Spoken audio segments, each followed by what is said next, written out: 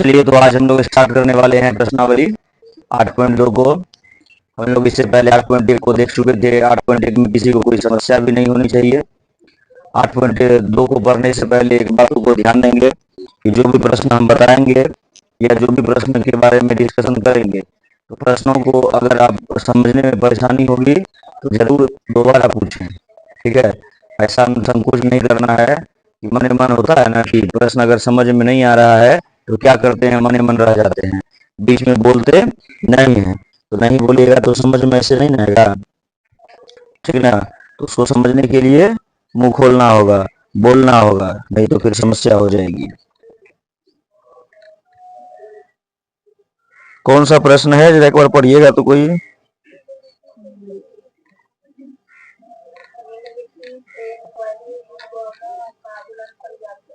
अच्छा अच्छा,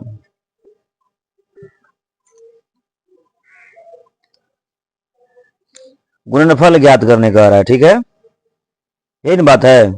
तो कोई विशेष बात है नहीं, कह रहा निम्नलिखित एक पदी का युग्मों का गुणनफल ज्ञात कीजिए, ठीक है। तो सभी ध्यान देंगे इस बात को।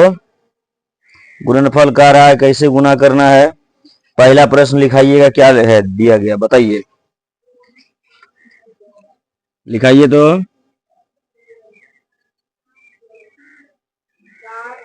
7 4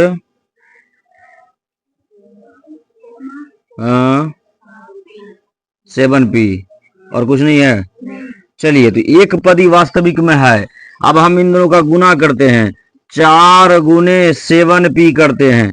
तो हम संख्या को संख्या से गुना करते हैं। ये 4 संख्या है, ये 7 संख्या है।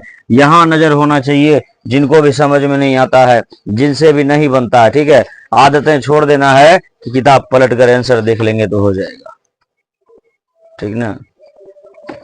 चलिए देखिए, 7 को 4 से गुना करिए, कितना होगा 28। साथ में क्या है बी नंबर का बताइए।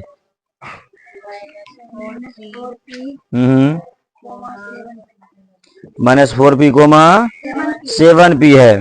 देखिए -4p कोमा, देखिए -4p कोमा का मतलब गुना 7p।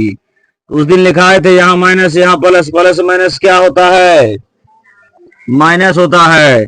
4 को 7 से गुना करिए, यहाँ पी अकेला, यहाँ भी पी अकेला, दोनों को जोड़ देंगे तो पी स्क्वायर।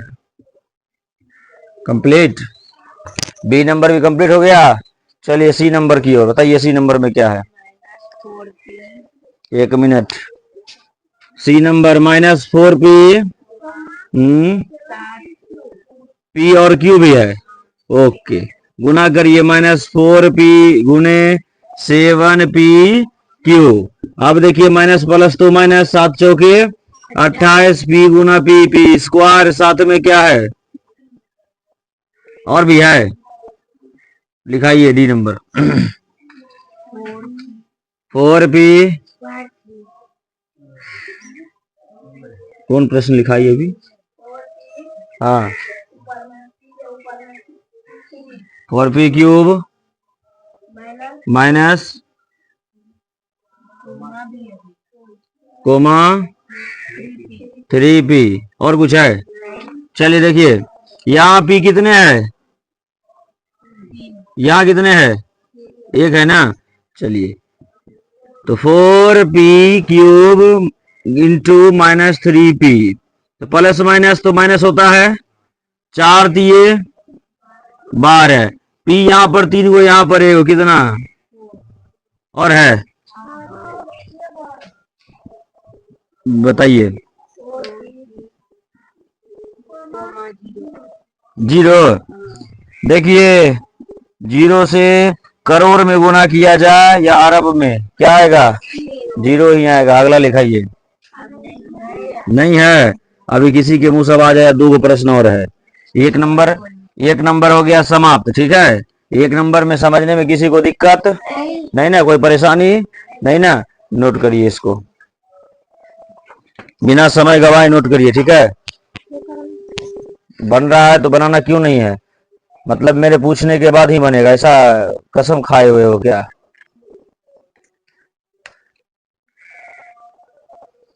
जल्दी करना, जल्दी।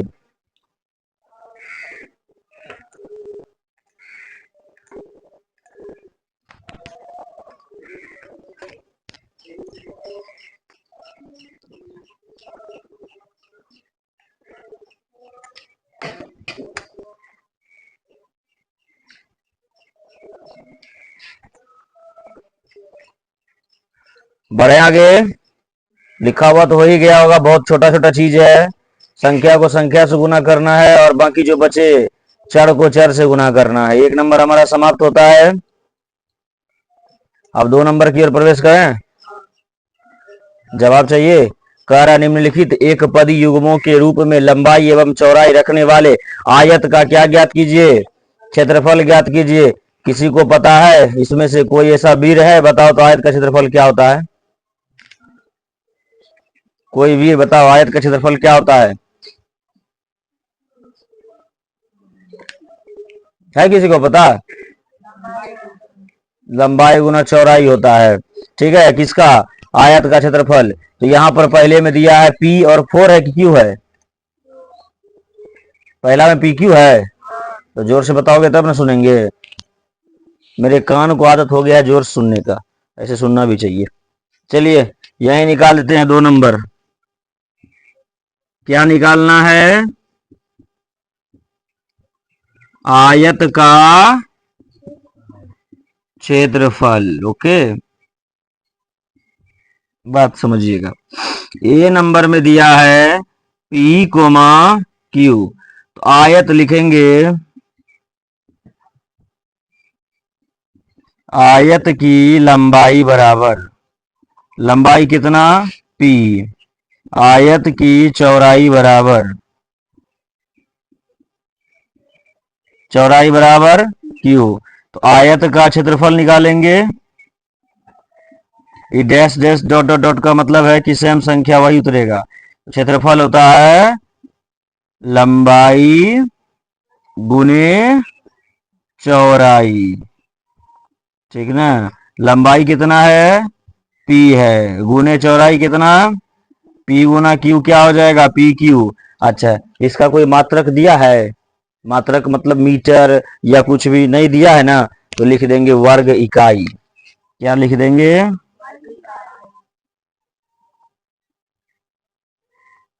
दूसरा क्या दिया है? दूसरा दिया है 10m और 5n, यही है। सही बात है। 10m 5n। ओके, अब देखिए ये क्या है? लंबाई है ना, तो यहां लिख देंगे अब शॉर्टकट में लंबाई बराबर 10m। चौड़ाई कितना? 5n। तो क्षेत्रफल क्या होता है आयत का?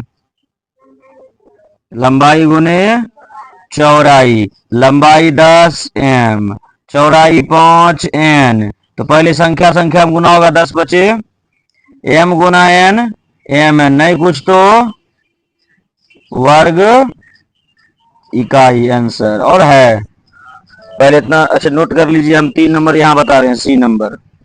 ठीक है, सी नंबर इधर बता रहे हैं, जल्दी जल्दी नोट करते जाइए।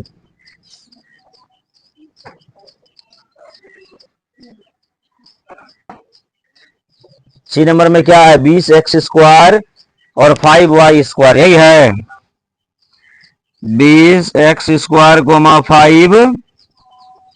5y²। अच्छा देखिए इसमें लंबाई क्या है? लंबाई बराबर 20x², चौड़ाई बराबर 5y²। तो क्षेत्रफल क्या होता है? लंबाई गुने, हाँ लंबाई गुने चौड़ाई। तो लंबाई 20x², चौड़ाई 5y²। 20 गुने 5, 20 पंचे 100, x²y² वर्ग मात्रक।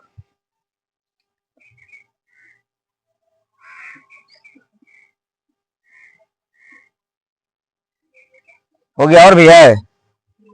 हाँ, 4 नंबर 4x 3x², यही है। ओके, यहां बता देते हैं 4 नंबर। चलिए सी के बाद डी नंबर। डी नंबर में कह रहा है 4x 3x², यही ना। तो लिखेंगे लंबाई बराबर 4x, चौड़ाई बराबर 3x²। तो क्षेत्रफल बराबर क्या हो जाएगा, 4x गुने 3x²। शॉर्टकट लिख दिए, लंबाई गुने चौड़ाई, 4 दिए 12, यहाँ 1 x, यहाँ 2 x, x³ वर्ग मात्रक। और है 4 के बाद 5 नंबर भी है, हाँ 5 नंबर भी है। 5 नंबर में क्या लिखा गया है, 3m n, 4 np, यही ना, 3mn, 4 np। कोई दिक्कत नहीं, हम लोग यहां निकाल लेते हैं। डी के बाद ई नंबर, ई नंबर में है 3mn, 4 np। देखिए लंबाई दिया है 3mn, चौड़ाई दिया है 4 np। तो क्षेत्रफल क्या हो जाता है, लंबाई गुने चौड़ाई हो जाता है। लंबाई है 3mn, चौड़ाई है 4 np। तो 3 चौके पहले कर दो 12, n यहाँ पर m है तो m, n क्या गो है, 2 गुना है तो n² p वर्ग मात्रक। और है, यहीं तक है, हाँ 3 नंबर है ना, 3 नंबर को भी देख लेंगे। अच्छा समय हो चुका है हमारा अब समाप्त, ठीक है ना। तो क्लास को हम यहीं पर समाप्त करते हैं। 1 और 2 नंबर पूरी अच्छे तरीके से बता दिया गया। 2 नंबर भी आपका पूरा फिनिश हो गया। समझने में किसी को दिक्कत, कोई कष्ट, अगर कुछ भी दिक्कत हुआ है जरा एक बार बताओ, यहाँ पर परेशानी है, यहाँ पर दिक्कत है, तो हम इसका क्या करेंगे, अभी सॉल्यूशन करेंगे, उसका निदान निकालेंगे। कोई समस्या नहीं है, नहीं है तो हम आगे चले हैं। तो चैप्टर फिनिश हो गया। होमवर्क के तौर पर यही रहेगा, 1 और 2 नंबर के प्रत्येक प्रश्नों को 2-2 बार बना कर लाना है, ठीक है। सभी के लिए 1 और 2 नंबर के प्रश्नों को 2-2 बार बना कर लाना है, ठीक है। यही आपका क्या रहेगा, होमवर्क रहेगा। चैप्टर समाप्त हुआ।